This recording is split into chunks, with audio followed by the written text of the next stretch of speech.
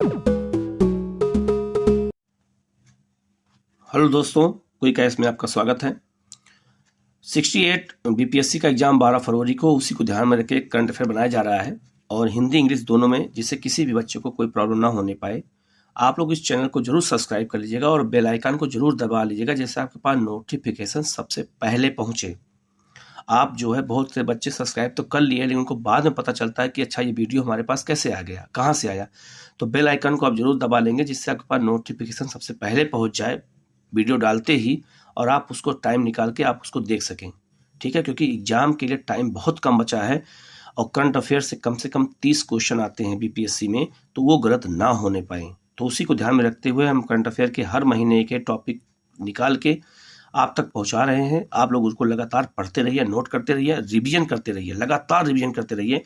और जो है, देखते हैं इस बार बीपीएससी में आप लोगों का एग्जाम कैसे नहीं होता है। ठीक है, और आप जो है लगातार लगे रहिए, क्योंकि इस बार पेपर माइनस मार्किंग भी रहेगा, कठिन भी रहेगा। तो आप लोग ध्यान में रखिए, आप लोग काम करिएगा। आगे बढ़ते हैं हम लोग। सबसे पहले न्यूज की ओर आते हैं कि लिखा है, पहले न्यूज है, अंतर्राष्ट्रीय बालिका दिवस कब मनाया गया? 11 अक्टूबर को। 11 अक्टूबर को इंटरनेशनल गर्ल चाइल्ड डे मनाया जाता है। आप लोग याद रखिएगा, पहला पॉइंट यही याद रखिएगा कि किस दिन मनाया जाता है। ठीक है। दूसरा, इस बार याद रखिएगा, एक बहुत इंपॉर्टेंट क्वेश्चन आजकल पूछा जाता है कि अगर कोई भी दिवस होता है तो उसके थीम क्या होती है। तो थीम जरूर याद रखिएगा, किसी भी उसका, वो अभी आपको मैं प्रोवाइड कराऊंगा, सारा आपको इंटरनेट मिलता रहेगा। पहला है कि अंतर्राष्ट्रीय बालिका दिवस 2022 का थीम क्या था? तो our time is now, our right और फ्यूचर।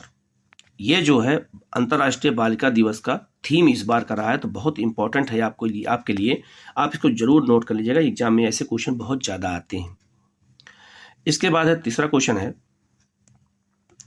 किस संगठन ने गरीबी और साझा समृद्धि रिपोर्ट जारी की है? विश्व बैंक ने। विश्व बैंक ने अभी हाल में ही गरीबी और साझा समृद्धि रिपोर्ट जारी की। आपसे यही पूछा जाएगा कि गरीबी और साझा समृद्धि रिपोर्ट क्या है, कौन जारी करता है? तो विश्व बैंक जारी करता है। आप इनको याद रखिएगा, यह रिपोर्ट वर्ल्ड बैंक द्वारा जारी होती है। इसके बाद है, नेक्स्ट क्वेश्चन है, अंतरिक्ष में शूट करने वाले पहले अभिनेता कौन बनेंगे? Tom cruise. टॉम क्रूज जो है हॉलीवुड के एक हीरो हैं और उन्होंने पहली बार अंतरिक्ष में कोई मूवी शूट की है। ये पूछा जाएगा कि कौन से अभिनेता हैं। उन अभिनेता का आपको नाम याद रखना होगा जिन्होंने स्पेस में जो है फिल्म की शूटिंग किया है। ठीक है।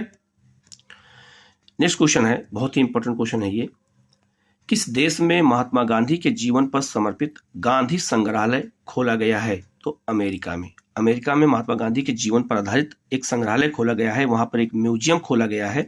ठीक है, महात्मा गांधी के उस पर, और ये जो है कहां पर है? ये अमेरिका में है। ठीक है। नेक्स्ट क्वेश्चन है, किसने स्टैंड फास्ट नून नामक परमाणु अभ्यास आयोजित किया? तो नाटो ने। नाटो ने अभी जो है अपने 30 देशों के द्वारा स्टैंड फास्ट नून नामक एक परमाणु अभ्यास शुरू किया है। ये आपसे क्वेश्चन पूछा जाएगा, एक्सरसाइज है ये, और ये किसने शुरू किया है? तो नाटो ने शुरू किया है। और किससे जुड़ा हुआ है? न्यूक्लियर से जुड़ा हुआ है। ये भी आपको याद रखना पड़ेगा कि उसका नाम क्या है और किसने उसको शुरू किया है। बहुत चर्चा का विषय रहा है, तो एग्जाम में पूछा जा सकता है। नेक्स्ट क्वेश्चन है, WWF वर्ल्ड वाइड फंड के द्वारा, इसका फुल फॉर्म है वर्ल्ड वाइड फंड, की रिपोर्ट के अनुसार 1970 के बाद वन्य जीव आबादी में कितने प्रतिशत की गिरावट आई है? याद रखिएगा, जब 1970 में 70 से लेकर के 2022 तक, ये रिपोर्ट आई है 2022 तक, और हमारे यहाँ वन्य जीव आबादी, जो जंगलों में जीव पाए जाते हैं, उनकी आबादी, वाइल्ड लाइफ में, पॉपुलेशन में जो कमी आई है वो कितनी आई है? तो 69% इतने जीव मर गए हैं। कब से? 1970 से लेकर 2022 तक। बहुत ज्यादा ये चर्चा का विषय रहा है, इसलिए ये क्वेश्चन एग्जाम में आ सकता है, तो आप लोग इसको नोट कर लीजिएगा। नेक्स्ट क्वेश्चन है, किस मंत्रालय ने राष्ट्रीय सम्मेलन बेटियां बने कुशल आयोजित किया है? तो महिला और बाल विकास मंत्रालय। Ministry of women and child development ने ही जो है बेटियां बने कुशल नामक जो है क्या शुरू किया है? एक नेशनल कॉन्फ्रेंस शुरू किया है। याद रखिएगा, किस किस मंत्रालय ने आपसे पूछा जाएगा तो आपको बताना होगा, महिला और बाल विकास मंत्रालय। इसके बाद है, नेक्स्ट क्वेश्चन है, अंतर्राष्ट्रीय गरीबी उन्मूलन दिवस कब मनाया गया? 17 अक्टूबर को मनाया गया है। याद रखिएगा आप लोग, ये जो है हमारे यहाँ पॉवर्टी जो बहुत ज़्यादा, गरीबी बहुत ज़्यादा है, उसको समाप्त करने के लिए 17 अक्टूबर को यह दिवस मनाया जाता है। और इस दिवस का थीम क्या था? देखो, तुरंत मैंने थीम के बारे में बता दिया है।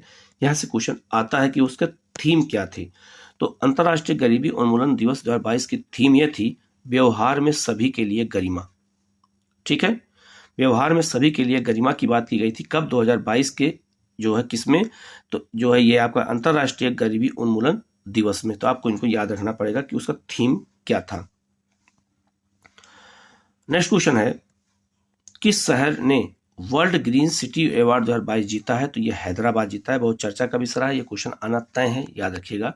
तो वर्ल्ड ग्रीन सिटी अवार्ड जीता है क्योंकि हैदराबाद बहुत ज्यादा हरे भरे के कारण पूरे भारत में पहले स्थान को प्राप्त किया है हैदराबाद ने।